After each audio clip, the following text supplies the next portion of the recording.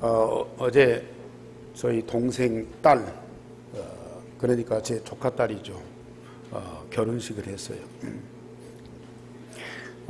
코로나 때문에 지금 비상 상황이어서 예식하기가 힘들잖아요. 그래서 그걸 취소하고 미루려고 했는데 취소가 예식장에서 안 된다고. 그러니까 걱정이 많이 되는 거죠. 사람 많이 모이는 거는 가지 말라고 그러고 그런 집회는 하지 말라고 자꾸 당국에서 광고를 하는데 안 할 수도 없고 할 수도 없고, 그러니까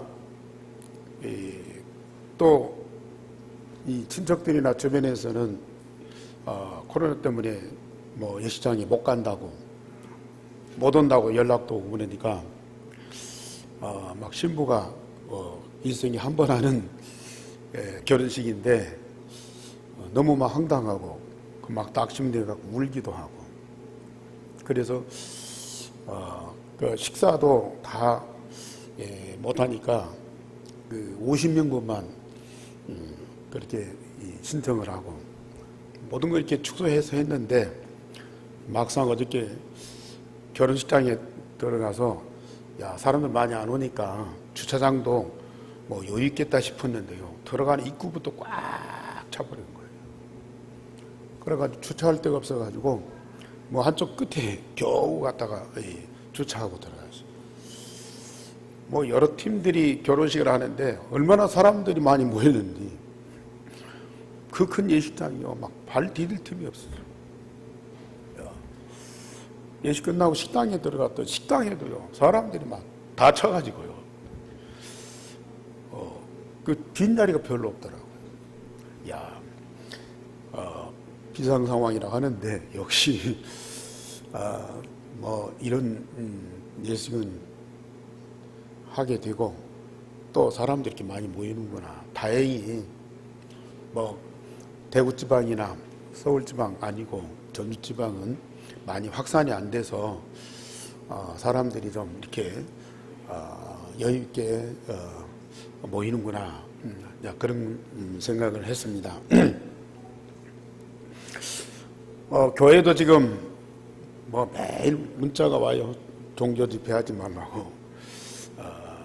그런데 우리 교회는 이렇게 주일날 한 번이라도 다 모이는데 아침에 일찍 와야 되는데 오늘 제가 교회 9시 넘어서 9시 반에 왔거든요.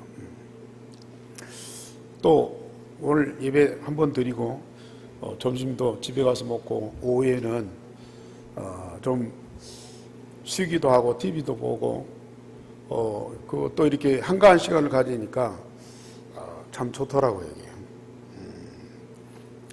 그래서 주일날 딱 한 번만 예배 드리고 오후에 가서 집에 가서 쉬는 분들, 또 쉬는 건 아니겠죠. 뭐 또 밀렸던 일들, 뭐 할 일들 다 하겠지만, 그런 분들이 이해가 돼요. 이래서 주일날 예배 딱 한 번 드리고 집에 가는구나.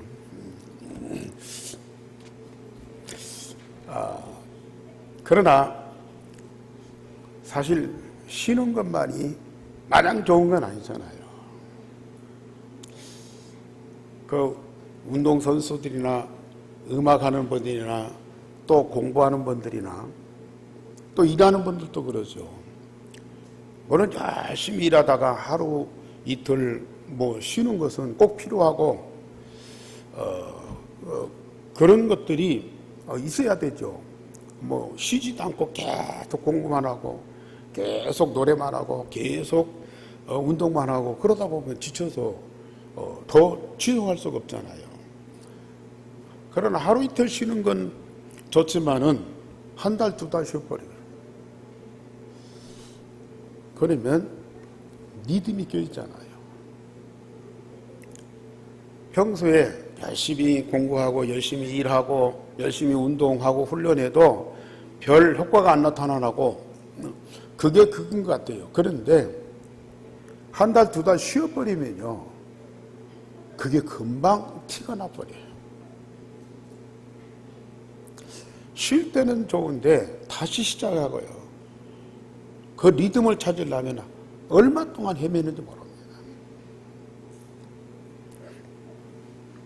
아마 우리 중직자나 우리 성도들 중에도 주일날 예배 성공해야지. 또 우리 전도하는 교회이기 때문에 토요일날 핵심도 참석하고 또 훈련도 좀 받아야 되지. 그런 마음을 갖고 있을지라도 그게 쉽게 시작이 안 되는 분들이 많이 있을 거예요. 내가 이렇게 신앙생활하고 이렇게 전도운동하고 이렇게 생활하다가는 안 되는데 그런 마음을 가지고 있는데도 다시 시작하려니까 이게 리듬이 깨져갖고 잘 안 되는 거예요. 뭐 전혀 그런 감각이 없이 의식이 없이 그냥 매일매일 어쩔 수 없이 살아가는 그런 분들은 뭐 그런 감각이 없겠지만은 그러나 뭔가 의식을 갖고 뭔가 나의 정체성을 찾고 내 일생을 두고 해야 할 일들을 제대로 하려고 하는 그런 사명의식을 가진 분들은 그렇게 마냥 쉬는 것만이 좋은 건 아니거든요. 조금 육신적으로 고달프고 시간적으로 바쁘고 또 여러 가지 일들이 잘 안 되고 그런 상황일지라도 우리가 내 자리를 제대로 찾아서 우리의 분명한 목표를 향해서 올바른 길을 걸어가는 그게 우리에게 꼭 필요하거든요. 그 길에서 한번 이탈되고 무너져 버리면 다시 회복하는 것이 굉장히 힘듭니다. 그래서 이런 때일수록 우리는 정말 노는 것이 아니고 쉬는 것이 아니고 뭔가 내가 할 일을 찾아서 믿음을 깨지 않도록 해야 되겠구나. 그래서 이런 때에 우리 지난 금요일날 포럼하는 거 보니까요, 진짜 이 말씀과 기도, 전도 흐름 속에 있는 분들은 이런 때에 더 중요한 기도 제목을 찾고요. 그러면서 정말로 이 시대에 우리가 해야 할 일이 뭔가 그걸 딱 찾는 거예요. 저는 그 포럼을 들으면서 얼마나 감사한지.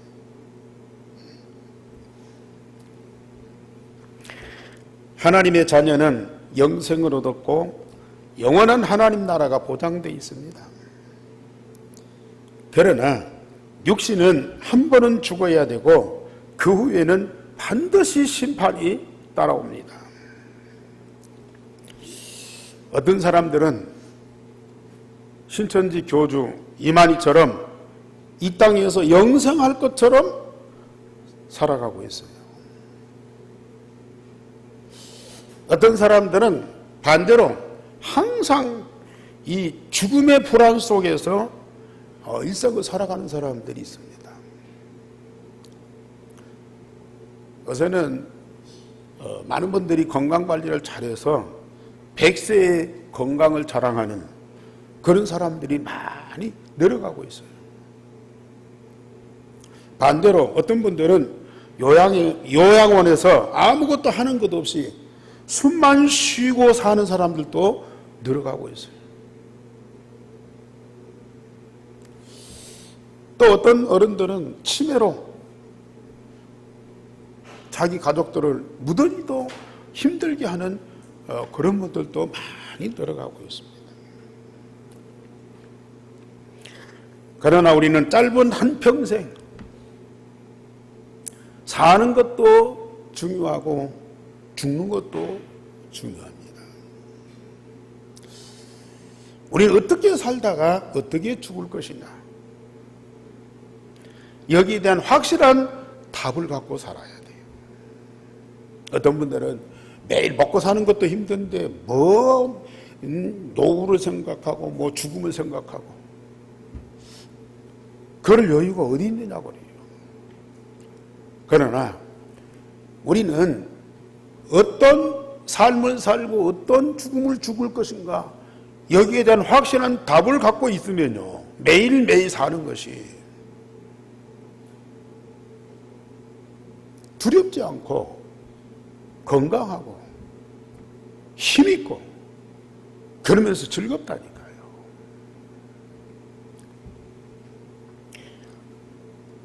그 삶의 모델이 오늘 스데반입니다. 오늘 제목 다 같이 한번 보십시다. 주 예수여 이 죄를 그들에게 돌리지 마옵소서. 우리가 평상시에도 이 기도를 해야 되겠지만은 억울하게 고통을 받으면서 죽어야 되는 그 상황 속에서 이 기도가 되어진다. 그는 죽음을 완전히 제대로 준비한 사람이에요. 우리 성도님들에게 모세가 기도한 시편 90편의 말씀을 제가 드렸죠. 인생이 아주 짧아요. 사람들은 다 티끌로 돌아가게 돼 있어요. 천년이 하룻밤의 경전처럼 금방 순식간에 지나갑니다. 지나가되 홍수처럼 쓸어간다고 그랬어요. 아침에 피었던 꽃이 저녁에 지는 것처럼 우리 인생이요 그렇게 사라집니다. 모든 인생이 다 그와 같은 삶을 살아가는데 모세는 하나님께 기도하는 것이 있어요. 우리의 날 계수함을 가르치자. 지혜로운 마음을 얻게 하소서. 우리 인생에 사는 날이 우리에게 있지 않고 하나님 손에 있습니다. 하나님 손에 있는 내 인생이 사는 날과 죽는 날 그것을 우리에게 알게 하소서. 지혜로운 마음을 갖게 하소서. 주의 인자로 아침을 만족하게 하고요. 아침마다 주의 인자로 만족하게 하고 일평생을 기쁘고 즐겁게 하옵소서. 그리고 주의 하신 일을 주의 종들에게 알리고 주의 영광을 우리 자손들에게 알리게 하옵소서. 이것이 모세의 기도였어요. 일평생 뭐 할 거냐? 주께서 하신 일을 많은 제자들에게 사람들에게 알리게 하고 주님이 갖고 있는 그 영광을 우리 자손들에게 알게 하소서. 우리 자손들이 주님의 영광을 갖고 살아가게 하옵소서. 이 기도.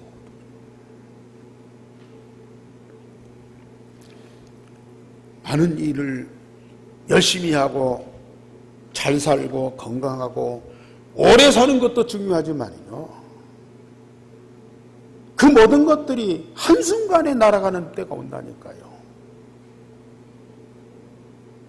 과거에 일생을 두고 많은 것을 가졌다 할지라도 죽는 순간에는 다 내려놔야 돼요. 빈손으로 왔다가 빈손으로 가야 된다니까.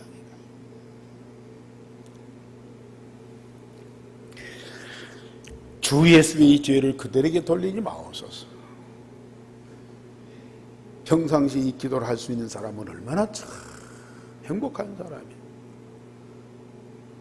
아무리 억울하게 핍박을 받고 고통을 받으면서 죽으면서 원망하지 않고 불평하지 않고 저주하지 않고 이러한 축복의 기도를 할 수 있다고 하는 것은 정말 하나님의 사람들,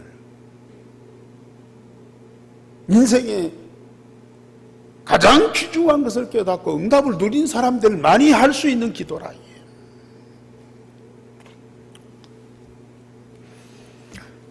그래서 오늘 스데반은 저처럼 중직자로서 언약이 성취되는 응답을 받고 증거하는 전도자였습니다. 그는 사도가 아니었어요. 자기 가정이 있고 자기 하는 일이 있고요. 그 모든 것을 충실히 수행하면서 그러면서 언약 붙잡고 그 언약이 성취되는 응답을 받고 그 언약을 증거하는 전도자의 삶을 살았다. 사도들과 똑같이 예수께서 주신 갈보리산, 감람산, 마가다락방의 율성의 복음을 각인 뿌리에 체질되어 24시 누리는 자였습니다. 예루살렘 교회 중직자로서 당연 필연 절대적으로 오직 그리스도 오직 하나님 나라 성령 충만의 유일성의 복음을 24시 누리는 근본을 가진 자였습니다. 우리 한교회 성도들의 근본이 뭐죠? 전도 잘하는 겁니까? 일 잘하는 겁니까? 사회를 위해서 열심히 헌신하고 봉사하는 겁니까? 갈보리산, 감람산, 마가다락방에 주신 새 언약, 오직 그리스도 오직 하나님 오직 성령 충만이 각인 뿌리 체질되어 24시 누리는 자, 이것이 바로 우리의 한 교회의 근본입니다. 여기 모인 자들, 여기 오는 자들은 당연히 필연적으로 절대적으로 유일성의 복음이 각인 뿌리 체질되어서 24시 누리는 참으로 행복한 사람들입니다.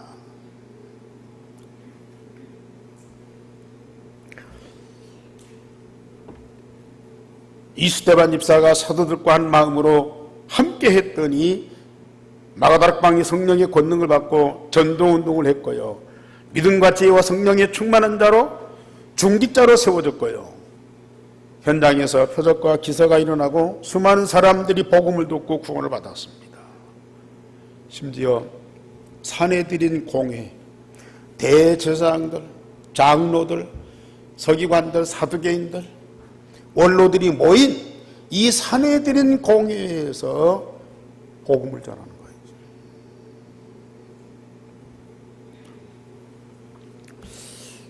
그뿐만 아니라 그는 유일성의 복음의 역사적인 배경과 그 흐름을 정확하게 알고 있었습니다. 많은 사람들이 성경을 잘 알고 있어요. 특별히 유대인들, 바리새인들, 서기관들은 성경에 능통한 사람들이었거든요. 그런데 지식적으로, 교리적으로, 율법적으로 알고 있었어요.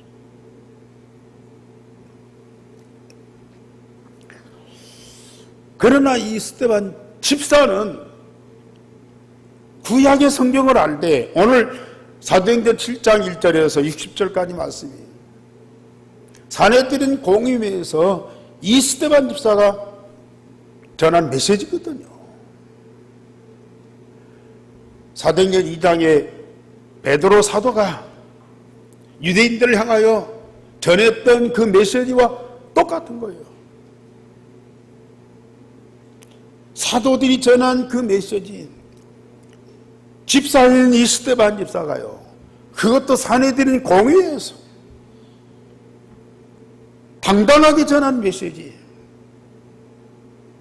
유일성의 복음만이 아니고 그 복음의 배경, 그 역사의 흐름, 이걸 정확하게 알고 있는 거예요. 날마다 성경을 가지고 열심히 읽고 그걸 외우고 암송하고 그걸 얘기하는 사람들. 그런데요, 지식적으로, 교리적으로, 율법적으로 알지만은 언약적인 배경을 갖고 그 흐름을 제대로 아는 사람들은 많지 않다고 말이거든요. 그런데 스데반은 이걸 알고 있었어요. 이걸 당당하게 증거했습니다. 우리 성도님들, 우리 한교회 성도들은 당연히 유일성의 복음 근본을 뿌리내리고요, 그러면서 이런 언약의 배경과 역사와 그 흐름을 제대로 알고 정리해서요, 누구한테든지 이걸 메시지 할 수 있는 사람들이 돼야 돼요. 전도 잘하라고 안 합니다. 열심히 하라고 하지 않습니다. 우리 성도들은 당연히 이 언약의 시작과 흐름과 배경을 알고요, 정확하게 이걸 증거할 수 있어야 돼요. 누구를 만나든지 이 복음은 여러분들 입에서 증거되어야 됩니다.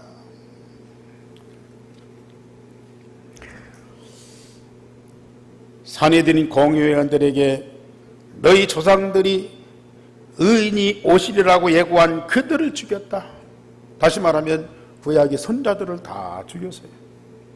그런데 너희는 그 의인을 잡아준 자요, 그 선자들이 예언했던 메시아 그리스도가 오셨는데 그 그리스도를 잡아 죽였어. 너희 조상들은 그리스도가 오시겠다고 예언한 자들을 잡아 죽였고, 너희들은 그 선자들이 예언한 메시아를 잡아 죽인 자들이라. 이제 회개하고 그 예수를 믿어라. 그리고 구원받아라. 그렇게 증거했거든요. 그런데 그 복음과 메시지를 들은 사람들의 반응이 어떻게 나타났습니까? 두 번째로 스데반은 복음으로 살고 복음 때문에 죽는 기독교 최초의 순교자가 됐습니다. 스데반의 복음 메시지를 듣고 공회원들이 회개하여 구원을 받지 않고 오히려 마음에 찔려서 이를 갈았다고 그랬습니다. 사도행전 2장에 베드로가 유대인들에게 설교할 때 그 설교를 들은 백성들은 한결같이 형제들아 우리가 어찌 알고 하나님이 약속하신 메시아 그리스도를 우리가 잡아 죽였는데 그러면 우리는 어떻게 해야 되느냐고 베드로한테 질문하는 거예요. 그때 베드로가 당연한 답을 주죠. 주 예수를 믿어라. 너희들이 회개하고 세례를 받고 주 예수를 믿어라. 그리고 구원을 받아라. 그 답을 줬더니 거기 모인 사람들, 그 메시지를 들은 사람 3,000명이 회개를 하는 거예요. 그런데 유대인과 백성들이 지도자라고 하는 이 산헤드린 공회의 사람들, 유대교의 종교 지도자들 아닙니까?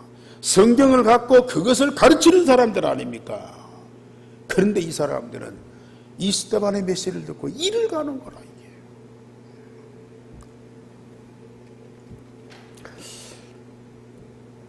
이게 이를 갈고 있는 그들 앞에서 이 스데반은 성령이 충만하여 하나님의 영광과 및 예수께서 하나님 우편에 서신 것을 보고 하늘이 열리고 인자가 하나님 우편에 서신 것을 보노라고 크게 말을 했습니다. 복음 없는 핍박자들은 분노가 가득해서 살벌한데 전도자는 복음 때문에 하나님 나라와 그 영광을 보고 하나님 우편에 서 계신 예수 그리스도를 본 거예요. 지금 이 스데반의 눈 앞에는 돌멩이 든 사람들이 있어요. 분노가 가득해서 이를 가는 사람들이 있어요. 물론 육신의 눈에 그들이 안 보이겠습니까? 그런데 전도자의 눈에는 그것보다도 하나님과 및 예수께서 하나님 우편에 서신 것을 다 보는 거예요.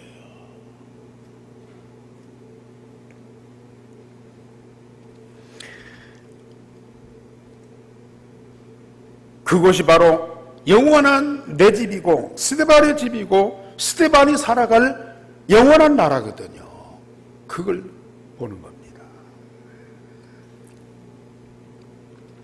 그러면 스데반이 이런 상황이니까 하나님이 하늘문을 여시고 그 영광의 나라를 보여줬겠습니까? 말씀드렸듯이 이 마가다락방에 모인 예루살렘 교회 성도들은 근본이 기본이 오직 그리스도, 오직 하나님 나라, 오직 성령 충만이에요. 평상시에 세상 모든 사람들과 더불어 함께 살지만은 우리에게는 오직 그리스도입니다.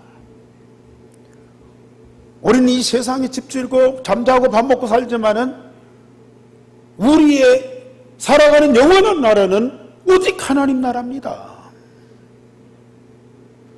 세상에 많은 일들도 있고 많은 사건들도 벌어지지만은 우리의 삶의 방법과 목표는 성령의 권능받고 그리스도의 증인 되는 거예요. 이게 평상시에 이스테만 집사는 하나님과 함께 하나님 나라의 영광을 보면서 살았다. 이런 중대한 이 위기 때에 그걸 더 확실하게 보는 거예요. 육신의 눈으로까지 다 본 겁니다. 보좌 우편에 서 계신 예수님. 요한계시록에 보면은요, 보좌 우편에 앉아 계신 예수님이요. 그런데 이때는 예수님이 보좌 우편에 서 계셨어요. 왜냐? 전도다가 복음 전하다가 돌멩이 맞고 죽는다고. 그걸 우리 예수님이 서서 보는 거예요. 그 전도다가 그 하나님 나라에 들어오는 시간이라 우리 주님이 서서 그를 환영하는 거예요.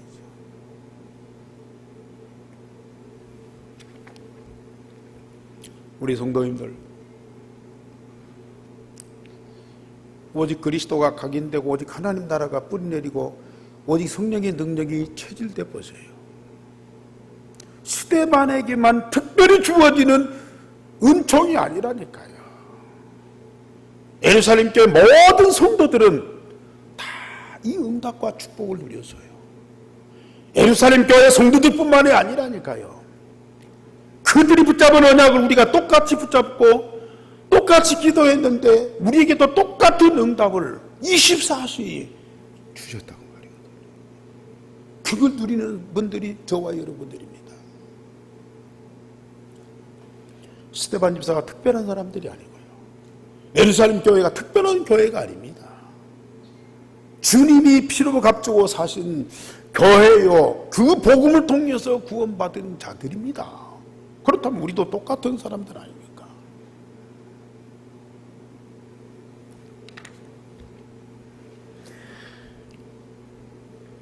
공회원들이 큰 소리를 지르고 귀를 막고 일제히 달려들어서 돌로 칩니다.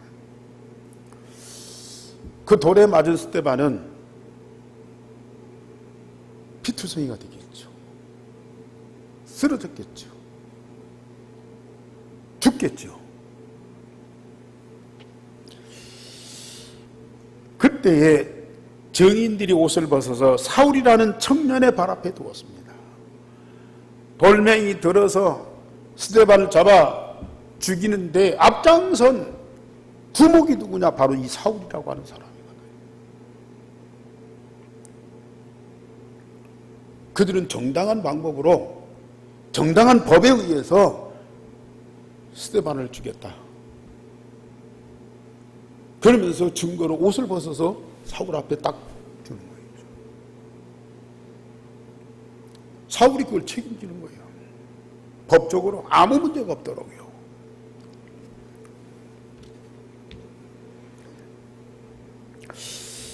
얼마나 비참한 일입니까? 얼마나 고통스러운 일입니까? 얼마나 한이 서린 억울함입니까? 그러나 예수님은 십자가에 죽었어요. 스데반은 돌에 맞아 죽었습니다. 그렇게도 고통스럽겠습니까? 그렇게도 억울한 일입니까?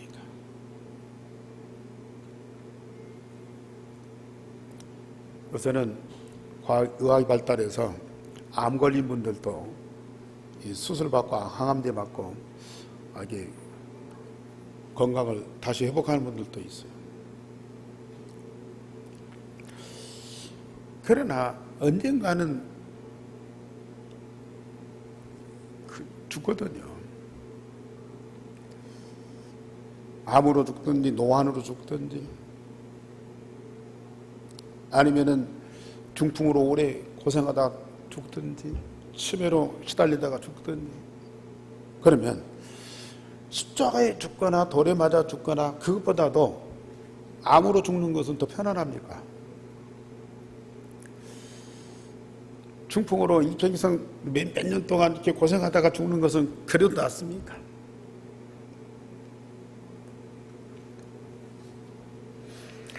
오히려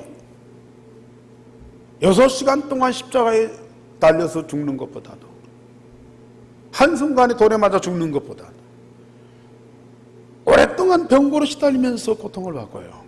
이 사람 눈치, 저 사람 그 사람 때문에 스트레스 받고 시달리고, 그렇게 살다가 죽는 그 자체가 더 고통스럽고 더 힘든 거거든요, 이게.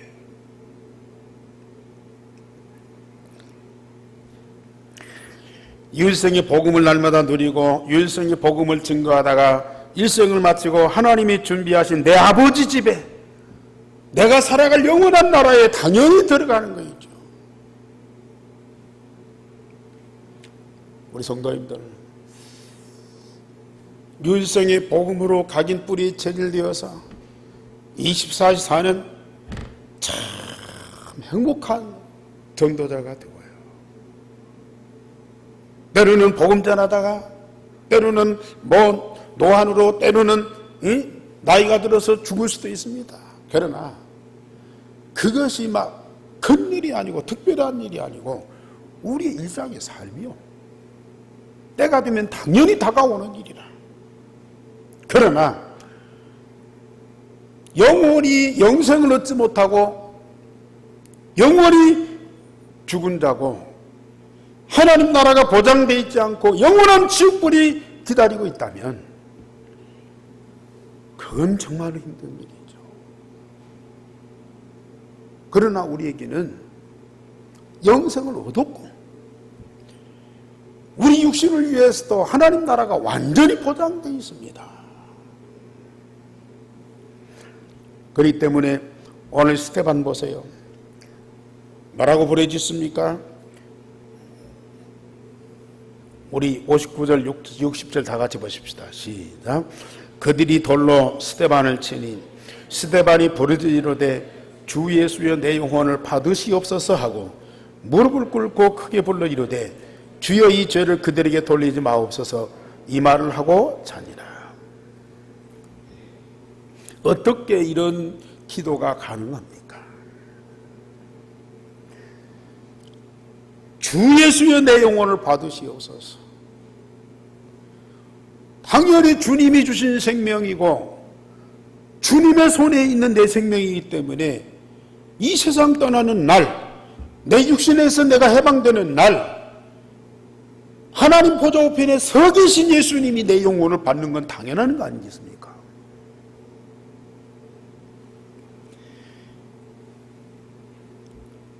내 영혼을 받으시옵소서.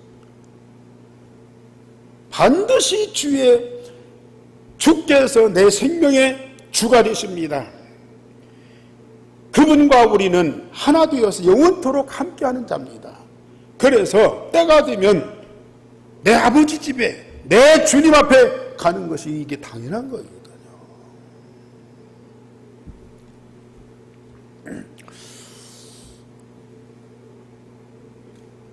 전에도 말씀드렸지만 우리 장인어른이 나이 들어서 이렇게 그 복음 받고 너무 좋아하시는 거죠.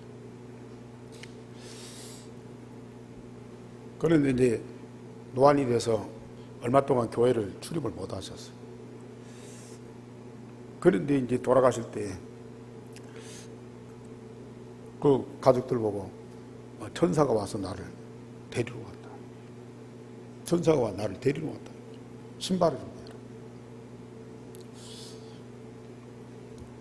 분명히 주님이 보내신 사자가 우리 영혼을 데리고 하나님 나라. 그렇지 않으면 사단이 보낸 귀신이 우리 영혼을 지옥으로 데려가는 거예요.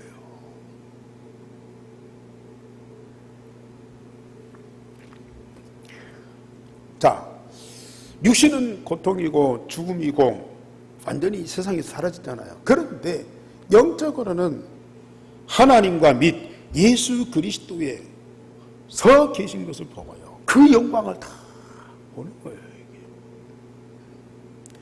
하나님 자녀에게는 완전히 보장된 거죠. 이런 믿음과 확신과 소망을 가지고 세상을 살아야죠. 이것도 없이 저것도 없이 아무 감각 없이 매일매일을 살아가는 그 자체가요 고통입니다. 그러니까 이런 응답을 받는 이 스데반의 입에서 주여 이 죄를 그들에게 돌리지 마옵소서. 지금 자기를 돌로 치는 자들, 자기는 복음을 전하는데 그들은 돌멩이를 준다고. 복음 받고 구원받아야 할 자들이 회개하지 않고 오히려 돌멩이로 스데반을 때려 죽인다고요. 그런데도 이 스데반은 원망이 아니죠. 저주가 아니요. 주여 이 죄를 그들에게 돌리지 마옵소서. 그 기도가 어떻게 응답된 줄 아세요? 그냥 기도로 끝난 것이 아닙니다. 세 번째로 스데반은 짧은 생애를 비참하게 마쳤지만 영원한 작품을 남겼습니다. 이 환난 때문에 예루살렘 교회 사도 이외에 모든 전도자들이 흩어져서 아무도 갈 수 없는 사마리아에 누가 가요? 스데반의 친구 빌립 집사가 가는 거예요. 거기서 복음 전하다가 하나님이 에디오피아의 니시를 만나도록, 그래서 에디오피아에 아프리카 전 지역에 복음이 확산돼요. 이 환난 때문에 중직자들이 모여서 안디옥에 모여서 교회를 세우고 세계 살리는 선교운동이 시작되었어요. 사도행전 11장 19절에 스데반의 일로 인하여 흩어진 자들이 안디옥에 모였다 그랬어요. 스데반이 죽었지만은 하나님의 미랄이 되어서 거기서 나온 시로 말미암아서 얼마만큼 이 복음운동이 확산됐고 그 복음운동을 통해서 살아난 생명이 수없이 설 수가 없는 거였죠. 죽음으로 끝난 것이 아닙니다. 살았을 때 오는 응답도 있지만 죽음 이후에 오는 응답이 더 크거든요. 더 중요한 것은 스데반을 죽이는 데 앞장서고 증인이 되었던 사울이 그 후에 얼마 후에 주님의 부름을 받고 역사적인 최고의 전도자가 되지 않습니까?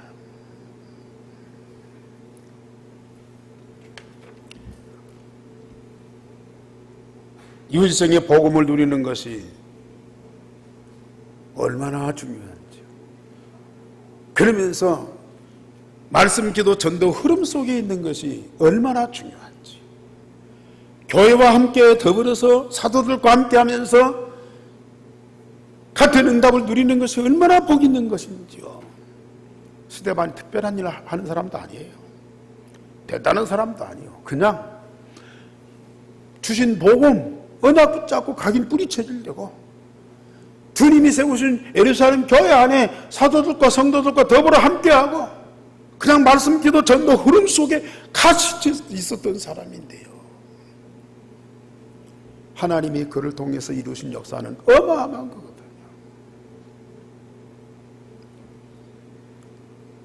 전도의 문들이 열리고요. 안디옥 교회 선교의 문들이 열리고요. 시대적인 전도자 사울이 완전히 저주받고 멸망받아야 되는데 그렇잖아요. 이 스데반의 기도가 응답되었어요. 이 사울이 복음을 받고 구원받고 역사의 가장 큰 전도자가 됐어요.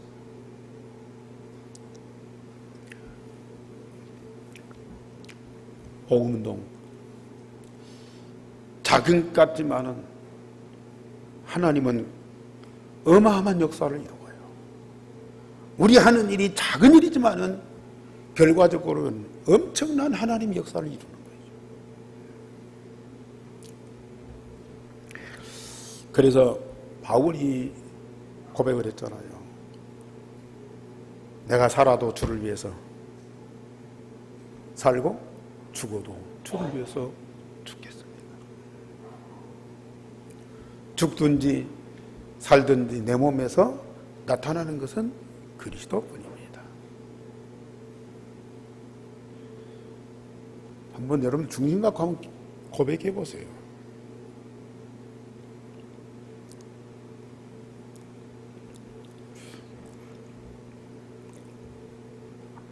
분명히 하나님은 여러분들에게 진정한 응답을 주실 겁니다. 여러분들은 지금 어떤 기도를 하고 있습니까? 저는 일평생 기도 제목이요, 한 10가지가 다 나와 있습니다. 매일 그 기도합니다. 안 이루어지는데도 그 기도는 계속돼요. 전혀 가능성이 없는데도 저는 기도하고 있어요. 그런데 그 기도하는 그 시간은 그 말씀이 다 성취된 응답을 제가 누리고 있거든요.